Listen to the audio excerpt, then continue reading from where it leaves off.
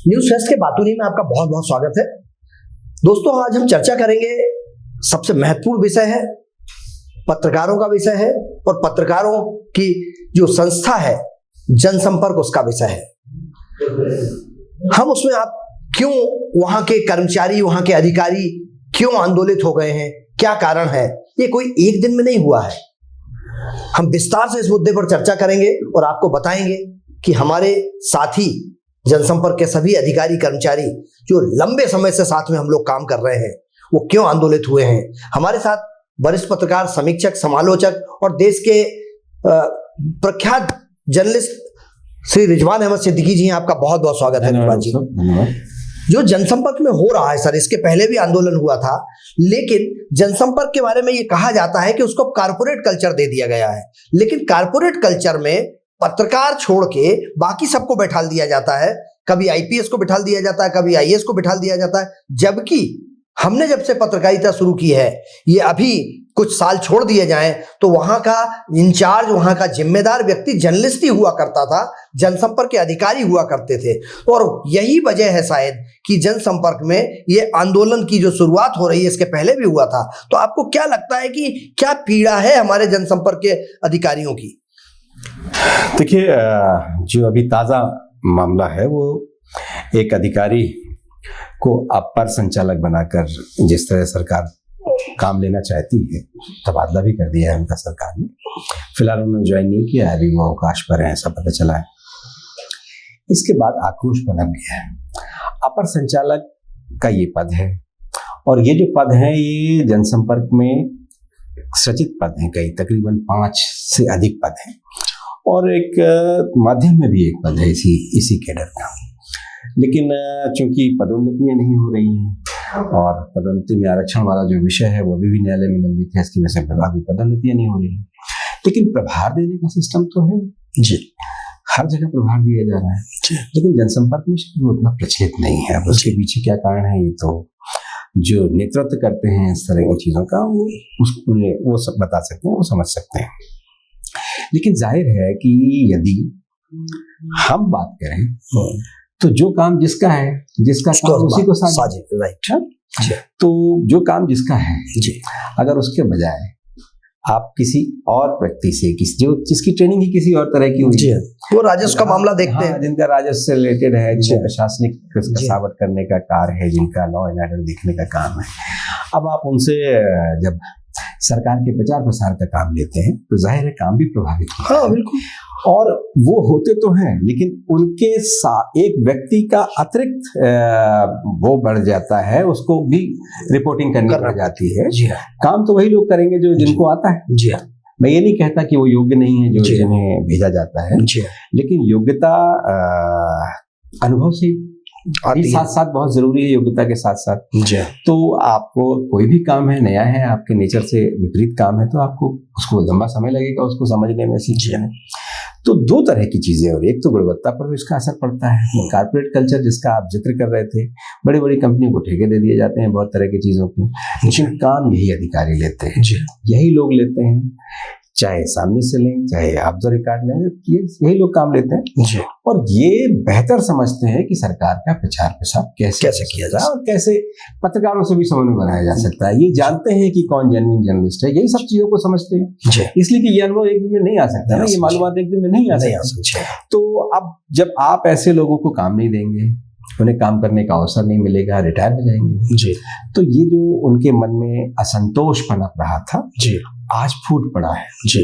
और हमारे जैसे जो भी लोग हैं, आप हैं, मैं हूँ, इन विभागों से तो हमारा संवाद होता ही है, लगातार चलता रहता है जी।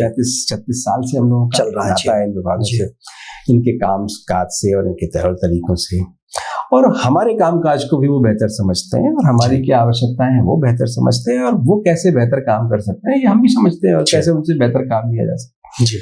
तो विभागीय अधिकारियों को अगर मौका मिलता है जी, तो ये सरकार के लिए भी बेहतर है जी।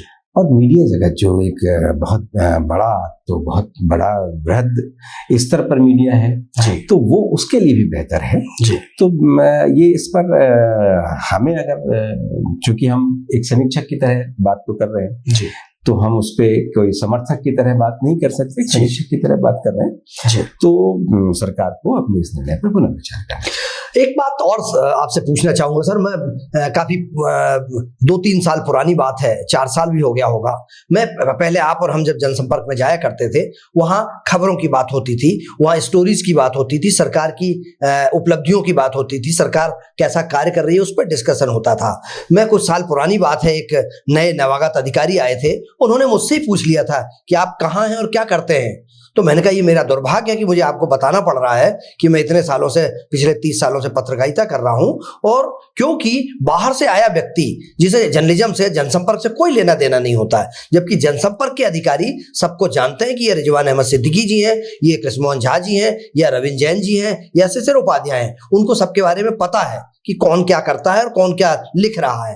तो इसका बहुत बड़ा अंतर और फर्क पड़ा है, और जो हालात हो रहे हैं उसको देख के ऐसा लगता है, क्योंकि मैं अनिल माथुर जी संचालक के रूप में कार्य करते थे, उस समय भी शुरू से एक आईएएस कमिश्नर रहते थे, लेकिन जनसंपर्क के सारे महत्वपूर्ण पदों पर जनसंपर्क के अधिकारी बैठा करते थे, और यही वजह थी कि बहुत अच्छे से ट्यूनिंग चलती थी, बहुत अच्छा काम चलता था। तो ये जो आपने कार्य प्रभावित वाली बात कही है, इसका कितना फर्क पड़ेगा, क्योंकि आईपीएस अधिकारी बैठा दें, आईएएस अधिकारी अंशुल गुप्ता जी को बीच में बैठाला था, आशुतोष प्रताप सिंह जी को बैठाला था, लेकिन जनसंपर्क के सारे एडिशनल डायरेक्टर जितने थे, अपर संचालक थे, वो दूसरे लोग थे। तो इस पर अब जो सज्जन को लाया गया है उससे बहुत फर्क पड़ेगा।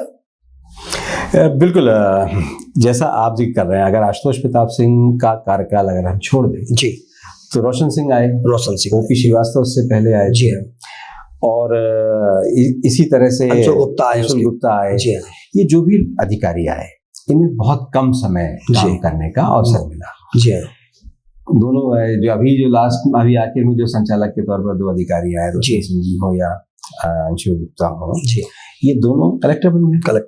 तो जाहिर है कि जनसंपर्क कोई ऐसा स्थान तो नहीं है कि आप कुछ समय काट के फिर चले जाए, लंबा समय देना। जनसंपर्क में तो वो जो पूरे डिवोशन के साथ, फिर जिसके मन में कोई ऐसा महत्वाकांक्षा ना हो कि भाई उसको कहीं और ऐसा आहार मिल जाए, ऐसी चीजें मिल जाए, वो आए।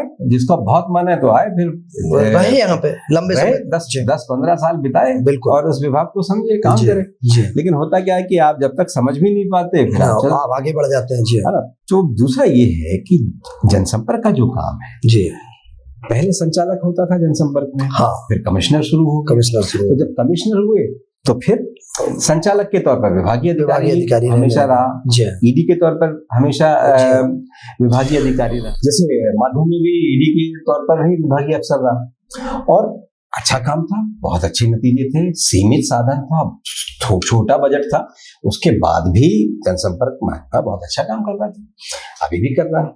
लेकिन अब तो बहुत से हैंड्स बढ़ गए हैं, बहुत तरह के आउटसोर्सेस हो गए हैं, तो इतने के बाद भी वो अधिकारी जिनको 20-20, 25-25, 30-30 साल का अनुभव है, आप उनके इतर किसी और को यदि आप बैठाते हैं, इसलिए कि हम नहीं जानते उनकी कार्य क्षमता क्या है जिन्हें आपने अभी अधिकारी बनाया, लेकिन हम इन्हें तो जानते हैं, इन्हें काम भी आता है, और जो इनसे काम ले रहे हैं उन्हें भी मालूम है। तो ऐसा क्या है, अगर आपको लगता है बहुत निकम्मे हैं, नाकारे हैं, तो फिर उनको पहले बाहर निकाल दीजिए, उनको कर दीजिए, पहले रिटायर कर दीजिए। अगर वो निकम्मे हैं, नाकारे हैं, काम नहीं करते, काम तो यही करेंगे, लिखा पढ़ी, किससे कैसे कौन सी चीज कहाँ प्रचारित है, क्या हेडलाइन बनना चाहिए, क्या ज्यादातर तो यही करेंगे, वही करते हैं, और कोई तो करेगा नहीं। बाहर से कोई आए कहेगा वो कि ये चाहते हैं, समन्वय बनाने का एक काम और कर सकता है व्यक्ति, लेकिन काम तो इन्हीं को करना है, इन्हीं को करना है। तो प्रभारी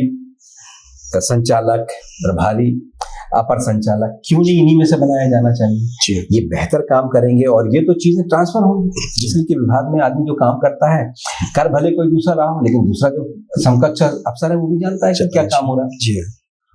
तो जनसंपर्क विभाग एक ऐसा विभाग है, इसके काम काज करने का तरीका अलग है, और दूसरा जनसंपर्क में ज्यादातर लोग अपनी तनख्वाह पर काम करते हैं, एक पैशन है जनसंपर्क। और जैसे विभागों जैसा नहीं है कि पुल निर्माण करा रहा है, ये कर रहा है, वो कर रहा है। अगर जनसंपर्क में कोई मजा भी मारता है तो वो चुनिंदा 1-2 लोगों के पास ही वो अवसर होते हैं, बाकी तो ईमानदारी से अपना सारे कलम हिस्सों बस पत्रकार हैं बेसिकली, ये उसी की तरह से आते हैं।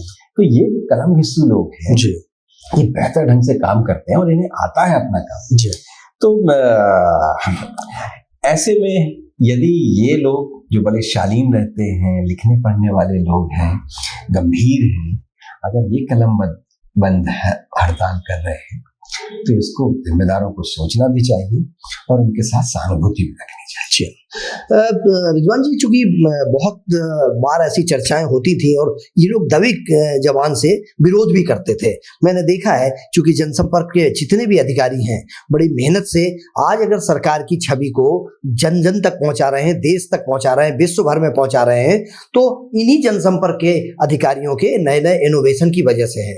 आप आउटसोर्स करते चले जा रहे हैं, बाहर से लोगों को बुला रहे हैं और एक ना एक रिपोर्टिंग की एक चैम्बर अलग से बढ़ा दिया आपने।